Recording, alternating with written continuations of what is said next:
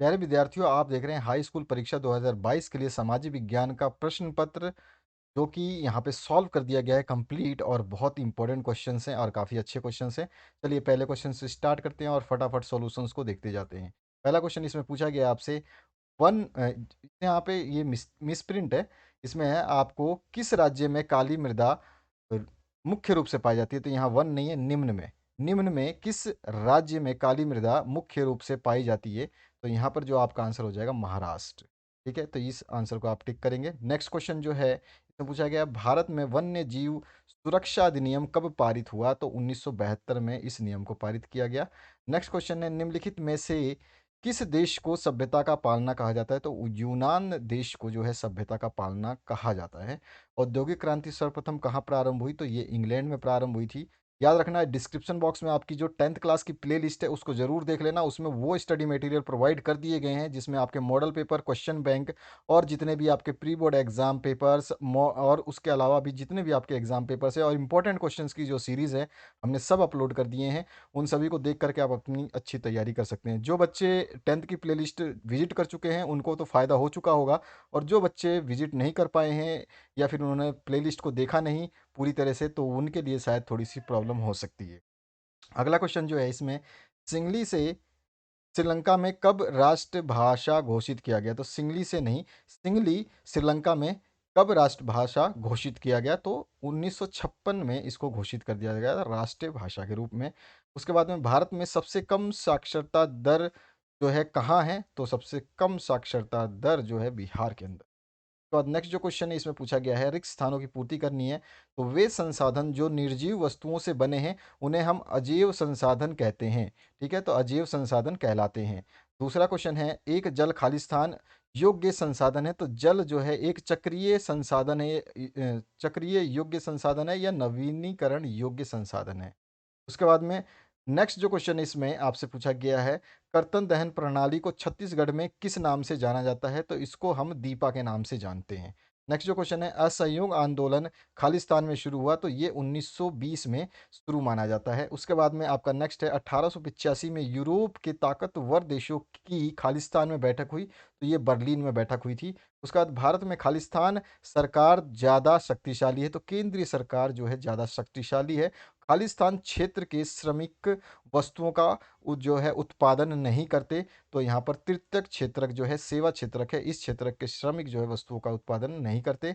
अगला जो है मैचिंग करना है, बॉक्साइट टाइगर रिजर्व जो है, ये बक्सा टाइगर रिजर्व जो है ये पश्चिम बंगाल में है। तो यहाँ पे डायरेक्ट मैच किया भी गया है, और साथ साथ में आपको यहाँ पर ऑप्शन नंबर 1 जो है टिक किया गया है। तो 1 नंबर का ये आंसर हो जाएगा। सीमेंट उद्योग में जो है सिलिका का सबसे ज़्यादा उपयोग होता है।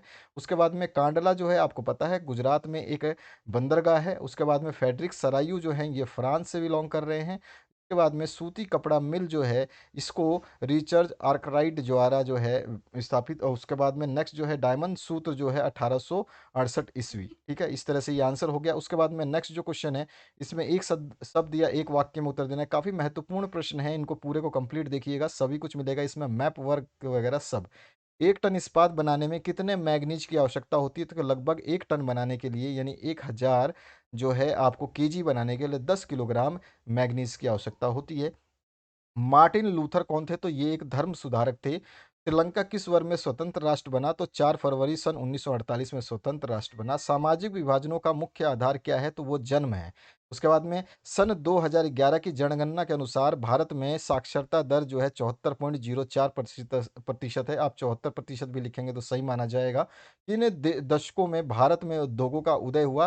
तो 1950 से 1960 के बीच में भारत में उद्योगों का जो है उदय माना जाता है। अगला क्वेश्चन है आपका, सत्य असत्य। तो महात्मा गांधी जनवरी सन 1915 में भारत लौटे, इससे पहले वे इंग्लैंड में थे। तो ये असत्य है। इसके बाद नेक्स्ट जो क्वेश्चन है, सन 2008 में नेपाल संघीय लोकतांत्रिक गणराज्य बन गया। तो ये सत्य है। इसके बाद जो है सामूहिक हित एक सर्वव्यापी विचार है, ये असत्य है। और यहाँ पर जो है मिसप्रिंट था, यहाँ पे जी लिखा है, ये हित हो जाएगा। उसके बाद में गरिमा और आज़ादी की चाह ही लोकतंत्र का आधार है, तो ये एकदम सत्य है। उसके बाद में क्षेत्रवाद राष्ट्रीय एकता का मूलाधार है, तो ये असत्य है। इसके बाद में हॉलमार्क जो है आभूषणों की गुणवत्ता बनाए रखने के प्रमाण है, तो ये बिल्कुल सही बात है। इसके बाद आते हैं पहाड़ी क्षेत्रों में मृदा अपरदन को रोकने के लिए क्या कदम उठाने चाहिए? तो हम कह सकते हैं पर्वतीय ढालों पर वन वृक्षारोपण द्वारा जल प्रवाह को रोक करके या धीमा करके, और समुच्चय जुताई द्वारा जल ऊपर से नीचे नहीं प्रवाहित होगा। पर्वतों पर सीढ़ियाँ बनाकर सीढ़ीदार कृषि करने से, और बड़े खेतों को पट्टियों में विभाजित करके इन पर घास उगा करके इससे वनों में जो है वेग में कमी आती है, ठीक है? सॉरी, इससे पवनों के वेग में जो है कमी आती है, यानी कि पवन के बहाव में जो है कमी आती है इन चीज़ों को करने से। तो ये सारे के सारे आंसर्स आप जो है लिख सकते हैं छठे के अंदर में, ठीक है? इसके बाद 7वाँ क्वेश्चन जो है इसमें पूछा गया, भारत में उगाई जाने वाली मुख्य रेशेदार फसलों के नाम।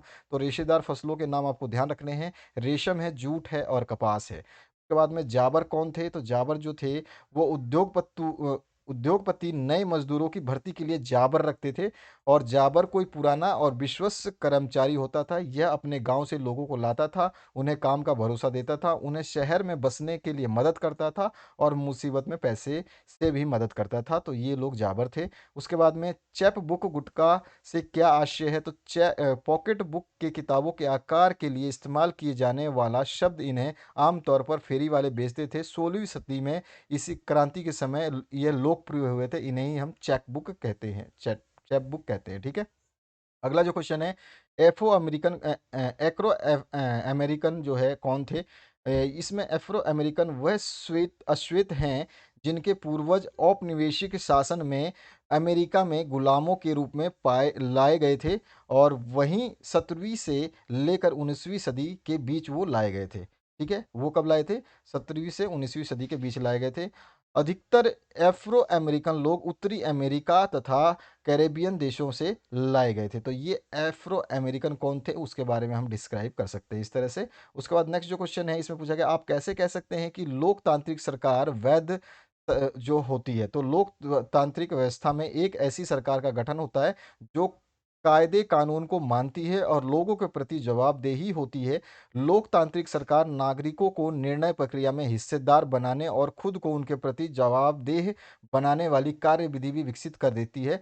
इस प्रकार लोकतांत्रिक शासन व्यवस्था निश्चित रूप से अन्य शासनों से बेहतर है। यह वैध शासन है, इसीलिए पूरी दुनिया में लोकतंत्र के विचार के प्रति समर्थन का भाव है। तो इस तरह से हम कह सकते हैं। वस्तु विनिमय क्या है? वस्तु विनिमय अर्थात वस्तुओं का आदान प्रदान होता है। पहले लोग एक वस्तु दे करके दूसरी वस्तु को लेते थे, उसे ही हम वस्तु विनिमय कहते थे। जैसे चूड़ियाँ लोगों को देकर पैसे न लेकर आवश्यकता का सामान ले लिया करता था। ठीक है, जो भी कोई आते थे जैसे चूड़ियाँ बेचने वाले, चूड़ी दे दिया तो उसकी जगह पैसे ना लेकर के कुछ सामान ले लिया। और वैसे ही अगर किसी को कपड़ा चाहिए तो वो उसकी जगह धान या चावल या कुछ भी दे देता था। यही वस्तु विनिमय पद्धति थी। और वर्तमान में विनिमय का प्रचलन जो है पद्धति वो मुद्रा कर दिया गया है, अर्थात धन देकर वस्तु को खरीदना। पहले ये जब मुद्रा नहीं होती थी, एक स्टैंडर्ड मुद्रा नहीं होती थी जो हर जगह मान्य हो, तो ये काम होता था। उसके बाद में बहुराष्ट्रीय कंपनियों से आप क्या समझते हैं? तो यह ऐसी कंपनी है जो एक से अधिक देशों में फैली है और जिसका उत्पादन और सेवाएं उस देश के बाहर भी होती हैं जिसमें यह जन्म लेती है। ऐसी कंपनियों को अंतर्राष्ट्रीय कंपनी या बहुराष्ट्रीय कंपनी या निगम कहा जाता है। एकाधिकार क्या है? तो एकाधिकार बाजार की वह स्थिति है जिसमें एक क्रेता की उपज का अन्य सभी उपजों के बीच जो कि बाजार में बेचने के लिए प्रयुक्त की जाती है, मांग की प्रतिशत प्रतिस्थापन लोच का अंश शून्य के बराबर हो, तो इसमें एकाधिकार होता है। इसमें जो है इसको और भी हम इजी डेफिनेशन लिख सकते हैं कि एकाधिकार बाजार की वह स्थिति है जिसमें एक ही विक्रेता होता है, और जो है आपके एक ही विक्रेता के द्वारा उस माल को बनाया और बेचा जाता है, ठीक है? उसमें प्रतिस्पर्धा नहीं होती है। इस तरह से हम लिख सकते हैं इसको। इसमें आपका नेक्स्ट जो 15 नंबर क्वेश्चन है, हमें खनिजों के संरक्षण की क्या आवश्यकता है, ये हमें बताना है। तो ये तो बहुत ईजी है, आप सभी को पता है। खनिज जो हम संरक्षित करेंगे तभी जाके हमारा फ्यूचर जो है सिक्योर होगा। तो इसको हम एक पूर्ण रूप से एक पैराग्राफ बना के लिख देंगे तो इसका आंसर जो है कंप्लीट माना जाएगा। इसके बाद 16 नंबर है, स्पष्ट कीजिए कि कृषि और उद्योग किस प्रकार साथ साथ बढ़ रहे हैं। तो इसको भी स्पष्ट आप पूर्ण तरीके से इस तरह से कर सकते हैं। यहाँ पे आंसर्स लिख दिया गया है, हर आंसर को पढ़ करके बताने में वीडियो काफ़ी लंबा हो जाएगा, तो आप 16 क्वेश्चन आराम से वीडियो को पॉज करके पढ़िए। 17वां जो क्वेश्चन है, ब्रिटेन की महिला कारीगरों ने स्पिनिंग जेनी मशीनों पर हमले क्यों किए थे? तो उसके बहुत सारे रीज़न थे, आपको अच्छी तरह से पता है। इस क्वेश्चन के आंसर्स भी मैंने अलग से कई बार दिया है, तो इन क्वेश्चंस के आंसर्स आपको भी पता होगा क्योंकि आपने भी पढ़ा होगा, तैयारी में आप लगे हुए हैं। उसके बाद में 18 नंबर जो क्वेश्चन है, क्या पलीय व्यवस्था प्रजातंत्र के लिए अनिवार्य है? तो यहाँ पे जो पलीय नहीं है, ये दलीय है, ठीक है? यहाँ पे ये मिसप्रिंट है। क्या दलीय व्यवस्था प्रजातंत्र के लिए अनिवार्य है? तो हाँ, दलिए, यहाँ पे फिर से पलिए लिख दिया है, बाय मिस्टेक हो जाता है ये भी। तो यहाँ पर है, हाँ, दलीय व्यवस्था प्रजातंत्र के लिए अनिवार्य है, और फिर हम इसको डिस्क्राइब कर देंगे कि क्यों अनिवार्य है, ठीक है? तो इस तरह से हम लिख देंगे, यहाँ पे दलीय कर लेना, दलीय करना ज़रूरी होता है, ठीक है? तो यहाँ पर आपको दलीय करना है। के बाद में नेक्स्ट क्वेश्चन जो है 19 नंबर, भारत के मानचित्र में निम्नलिखित को दर्शाइए, जिसमें कच्छ कच्छ का रण है, चेरापूंजी है, और हजीरा, जगदीशपुर गैस पाइपलाइन है, छोटा नागपुर पठार है, और विशाखापत्तनम है। तो इन सभी को दर्शाते हैं। तो सबसे पहले कच्छ का रण जो है आपका, यहाँ पे गुजरात का ये मैप होता है, इसमें पूरा का पूरा ये कच्छ के रण में आता है। तो 1 नंबर लिखा है यहाँ पे, तो ये आपका कच्छ का रण हो गया, ठीक है? तो यहाँ पे आपका कच्छ का रण हो गया, यहाँ पे इस स्पेलिंग मिस्टेक है। उसके बाद में चेरा पूंजी आपको दर्शाना है, तो चेरा पूंजी जो है आपका यहाँ पर आएगा। ये जो आपका ये मैप है, ये है बांग्लादेश का, और बांग्लादेश के सिर के ऊपर जो बैठा हुआ है चेरा पूंजी, यहाँ पर असम वगैरह सब मेघालय जो है, ये पूरे मेघालय में जो है चेरा पूंजी आता है। तो 2 नंबर यहाँ पे आएगा, इस जगह पे जहाँ पे डॉट कर रखा है। इसके बाद में नेक्स्ट जो पूछा गया आपसे, हजीरा जगदीशपुर गैस लाइन, तो हजीरा जो है आपका गुजरात एरिया में यहाँ पर आएगा हजीरा, और जगदीशपुर आएगा यहाँ पर यूपी में। तो यहाँ पर ये लाइन्स के, क्योंकि गैस पाइपलाइन है तो लाइन से हम दिखाएंगे। तो हजीरा यहाँ पे दिखाओगे, हजीरा यहाँ लिखोगे, और जगदीशपुर यहाँ लिखोगे, ध्यान रखना है आपको। इसके बाद में नेक्स्ट जो क्वेश्चन है, छोटा नागपुर पठार सभी को पता है, कई बार पूछा गया है। तो ये आपका जो वेस्ट बंगाल का मानचित्र है, उसके ऊपर, झारखंड के थोड़ा सा ऊपर, यहाँ पर जो है आपको देखने को मिलेगा। तो यहाँ पे आप दिखा दोगे कहीं भी थोड़ा सा, तो आपका काम हो जाएगा। तो चौथा पार्ट यहाँ पे आप दिखाओगे। पांचवा पार्ट में विशाखापट्टनम पूछा है, तो ये भी एक पोर्ट है जो कि यहाँ पर लाई करता है, तो विशाखापट्टनम आप यहाँ पे दिखा दोगे।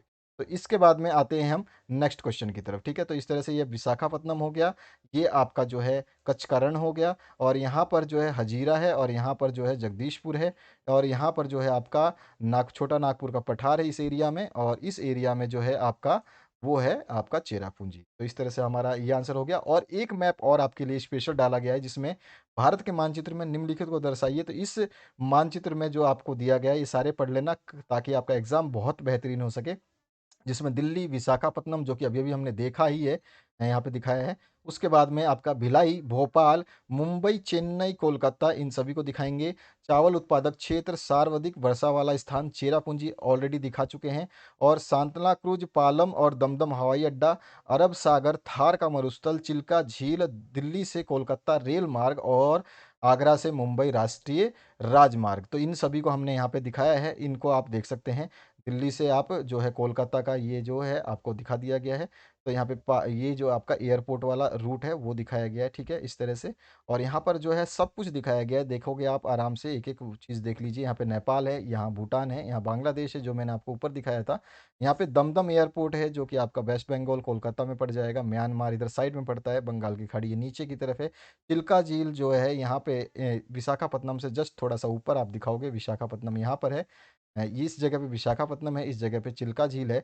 और यहाँ पे सांता क्रूज जो है आप यहाँ पे दिखा दोगे मुंबई में, ठीक है? और ये इधर साइड में जो है अरब सागर पड़ जाता है। इधर थार का मरुस्थल जो है आपका पड़ जाएगा इस जगह पे, ये एरिया जो है थार का मरुस्थल में आ जाएगा, ठीक है? ऊपर की तरफ जो एरिया है, ठीक है? आगरा वगैरह इधर आ जाएंगे आपके दिल्ली के आसपास में ही, ठीक है? जो आपका यूपी वाला एरिया पड़ता है। भोपाल जो है आपका मध्य प्रदेश में, भिलाई जो है यहाँ पे आ जाएगा, इंदौर वगैरह सब यहाँ पे आ जाएगा। इसके बाद में आपका और कुछ बचा, जो चावल उत्पादक राज्य है, जो डैश डैश करके ये सारे के सारे चावल उत्पादक राज्य हैं, जो कि यहाँ पे हैशिंग लाइन से दिखाई गई है। ये वाली पूरी लाइन जो है ये चावल उत्पादक राज्य है, ये भी चावल उत्पादक राज्य है, इधर जो दिखाई दे रहा है आपको पूरा का पूरा ये वाला। और यहाँ पर भी चावल उत्पादक राज्य है ये, और यहाँ पर भी चावल उत्पादक है, और यहाँ पे भी चावल उत्पादन है। इसके बाद में आपका जो है शहरों के नाम जो है गोले से व्यक्त किया गया है। तो सारे गोलों को आप देखोगे तो यहाँ पे सारे आपको जो है मिलेंगे शहरी शहर, ठीक है? इसके बाद में आपका जो है रेल मार्गों को दिखाया गया है एक लाइन खींच करके, और इस तरह से। तो ये रेल मार्ग है, हवाई मार्ग नहीं है, ये रेल मार्ग है आपका, इस तरह से, ठीक है? तो ये रेल मार्ग हो गया आपका। इसके बाद में नेक्स्ट जो है हवाई अड्डा जो है, ये आपको बॉक्स से दिखाया है, तो ये हवाई अड्डा बॉक्स से है। और यहाँ पर भी हवाई अड्डा बॉक्स से ही दिखाया गया है, ये रहा रहा दमदम, ठीक है? और इसके बाद में आपका हवाई अड्डा के बाद में राष्ट्रीय जो मार्ग है आपको दिखाना है, तो ये राष्ट्रीय मार्ग जो है लाइन से जो है इसमें ये बनाए गए हैं छोटे छोटे डब्बे से। ये आपका 1 2 3 4 जो है सिग्नल दिखाया गया, ये आपका राष्ट्रीय राजमार्ग हो गया। तो यहाँ पर इस तरह का मैप जो है आपको ज़रूर याद कर लेना है। कोच्चि वगैरह कहाँ है, सब कुछ आपको एक बार इस मैप को ज़रूर याद करना है। देख लो, आपको मैप को मैं दिखा रहा हूँ और इसमें ये चीज़ें पूछी गई हैं, ये ध्यान रखना है, इसको नोट कर लेना। और ये सारे के सारे जो है इसका आंसर है। इसके बाद आते हैं नेक्स्ट क्वेश्चन की तरफ। नेक्स्ट क्वेश्चन है, नमक यात्रा की चर्चा करते हुए स्पष्ट करें कि ये उपनिवेशवाद के खिलाफ प्रतिरोध का एक असरदार प्रतीक था। तो यहाँ पर जो है इसका पूरा सॉल्यूशन कंप्लीट जो है दिया गया है, आप इनको पॉइंट टू पॉइंट लिख लेंगे। ठीक है, तो यहाँ पर आपका ये आंसर हो जाएगा। जैसे कि आप 5 पॉइंट यहाँ पे देख रहे हैं, ठीक है, 5 पॉइंटों को लिख लोगे और उसके बाद में थोड़ा सा जो बचा हुआ है एक पैराग्राफ यहाँ से लिख लोगे। इसके बाद में अगला जो 21 नंबर क्वेश्चन है, इसमें भारतीय प्रजातंत्र की सफलता के बाधक प्रमुख तत्वों को आपको लिखना है। तो यहाँ पर जो है ये 2 मार्क्स के लिए है। तो 2 मार्क्स में जो है आपका कौन कौन से बाधक तत्व है जो आप लिख सकते हो 2 मार्क्स के लिए, इतना सा। ठीक है, लेकिन अगर यही बोले कि ये यहाँ पे 5 मार्क्स दे दे, तो 5 मार्क्स के लिए आपको इसको डिस्क्राइब करना होगा। तो 5 मार्क्स के लिए हम इस तरह से लिखेंगे जो कि आपके सामने है। पॉइंट टू पॉइंट बना करके एक पैराग्राफ में आपका जो है गरीबी बेरोजगारी की बढ़ती जो संख्या है वो बता देंगे। उसके बाद में जातीय क्षेत्रीय एवं भाषाई जो है समस्याएं उसको लेकर के बता देंगे। निरक्षरता जो है वो भी आपका एक जो है प्रॉब्लम क्रिएट करता है। सामाजिक कुरीतियां हैं उनको भी हमें इसमें दिखाना होगा। और उसके बाद में संचार साधनों की नकारात्मक भूमिका जो है ये भी एक फैक्टर जो है इसमें आएगा। तो इसके बाद में 22वां जो क्वेश्चन है, भारत में उपभोक्ता आंदोलन की शुरुआत किन कारणों से हुई, इसके विकास के बारे में आपको पता लगाना है। तो उपभोक्ता संरक्षण को जो है ज़रूरत क्यों समझा गया, तो उसके बारे में हमने समझाया कि क्यों इसकी आवश्यकता पड़ी। बहुत इंपॉर्टेंट क्वेश्चन रहेगा आपके लिए। और इसके जो है विकास कैसे हुआ, तो उसको भी हमने दूसरे पैराग्राफ से समझा दिया है। तो इस तरह से आपका ये जो कंप्लीट सॉल्यूशन आप देख रहे हैं, तो आपको इस तरह से आपके सारे सॉल्यूशंस जो हैं याद करने होंगे। तो ये आपका पूरा कंप्लीट सॉल्यूशन हो गया। और यहाँ पर जो है आपका अंतिम क्वेश्चन था ये, जो कि 22वां नंबर था। तो आशा करता हूँ इस वीडियो से आपको कुछ ना कुछ हेल्प मिलेगी। इससे पहले मैंने आपको मॉडल पेपर सॉल्व करवाए हैं, pre board exam paper solve करवाए हैं, वो सारे क्वेश्चन पेपर्स को सॉल्व कर लेना, उनको देख लेना, उनके क्वेश्चन पेपर्स को। अभी एक एक पेपर सभी के पेंडिंग हैं, जो कि आपके एग्ज़ाम से कुछ दिन पहले ही डाले जाएंगे, जो कि काफ़ी महत्वपूर्ण रहने वाले हैं। तो उन पेपर्स को भी एक बार ज़रूर देख लेना, जो कि समय अनुसार आपको मिल जाएंगे। सारी चीज़ें आपको प्लेलिस्ट के अंदर डिस्क्रिप्शन बॉक्स में अवेलेबल मिलेगी। वहाँ से आप सब कुछ जो है देख सकते हैं, पढ़ सकते हैं और तैयार कर सकते हैं अपने आप को। सब कुछ एवरीथिंग मैंने प्रोवाइड कर दी है आपके लिए। इतना कुछ प्रोवाइड किया है जो कहीं पे भी आपको जल्द से जल्द अवेलेबल नहीं होने वाला। और सॉल्यूशन तो ऐसा कोई देता ही नहीं है, ये पॉसिबल भी नहीं है किसी यूट्यूब चैनल पे आप इस तरह के रिटर्न सॉल्यूशंस बिल्कुल साफ साफ अक्षरों में टाइप्ड सॉल्यूशंस देखो, कोई मैप समझाए आपको, ऐसा कोई भी चैनल नहीं है। मैं भी जानता हूँ, आप भी जानते हो इस बात से। कोई भी मतलब ऐसा नहीं है अनजान। और सब कुछ आपको जो है चाहे इंग्लिश हो, साइंस हो या केमिस्ट्री हो या फिर आपका कुछ भी हो, हर चीज़ को यहाँ पर बहुत तरीके से समझाया जाता है। बस आपके पास समय है तो आप देखिए, समय नहीं है तो फिर उसके लिए आप जिम्मेदार हैं कि वो अपना समय जो है आप एक्स्ट्रा में कहीं व्यतीत कर रहे हैं। तो आप जो है सभी को शेयर करें इस वीडियो को, ताकि वो लोग भी अपनी तैयारी करें। हर चीज़ इसमें डिटेल्ड बताई गई है, हर चीज़ को आपको बताया गया है। ये आंसर्स जल्द से जल्द आपको कहीं भी नहीं मिलेंगे। ये क्वेश्चंस भी कुछ अलग तरीके से हैं, और ये क्वेश्चंस डालना इसीलिए ज़रूरी था क्योंकि ये क्वेश्चंस मुझे काफ़ी इंपॉर्टेंट लगे हैं। तो आशा करता हूँ कि आपको इस वीडियो से काफ़ी सफलता के जो है ऑप्शंस मिलेंगे कि आपके ये एग्ज़ाम में आएँ। और काफ़ी चीज़ें मैंने ऐसी डाली हैं जो एग्ज़ाम में आपको देखने को 100% मिलेंगी। तो उन वीडियोज़ को पढ़िए बढ़िया तरीके से। आपका एक एसएसटी का पेपर और डालूँगा मैं, लेकिन अभी उसको मैंने होल्ड कर रखा है। और आपका एक जो है आपका हिंदी का इंग्लिश का पेपर वो भी डालूँगा, एक हिंदी का डालूँगा, एक आपका साइंस का डालूँगा, एक मैथ्स का डालूँगा। जैसे-जैसे आपके कमेंट मैक्सिमम आएँगे जिसकी रिक्वायरमेंट होगी, जैसे कि एसएसटी के लिए बहुत सारे कमेंट आ रहे थे, बहुत सारा रिक्वेस्ट आ रहा था, तो मैंने इंपॉर्टेंट क्वेश्चंस की जो सीरीज़ है उसमें से आपका एक वीडियो डाला है। और भी जो वीडियोज़ हैं वो आपके कमेंट के ऊपर डिपेंड करेगा। जितने अच्छे स्टूडेंट्स होंगे, जितने मैक्सिमम कमेंट्स आएँगे, उसी हिसाब से सॉल्यूशंस को प्रोवाइड किया जाएगा, क्योंकि इससे हमें पता चलेगा कि आप लोग कितने एक्टिव हैं, कितनी पढ़ाई ज़्यादा कर रहे हैं। तो आशा करता हूँ इस वीडियो से आप लोगों को हेल्प मिली होगी। इस वीडियो को ज़रूर शेयर करें, लाइक का बटन प्रेस कर दें, अपने दोस्तों को बताएँ, सब कुछ समझाएँ और साथ में मिल कर के पढ़ते रहें। आपकी कमिंग एग्ज़ाम्स के लिए best of luck. Next video के लिए वेट करिए। Thank you very much. Have a good day.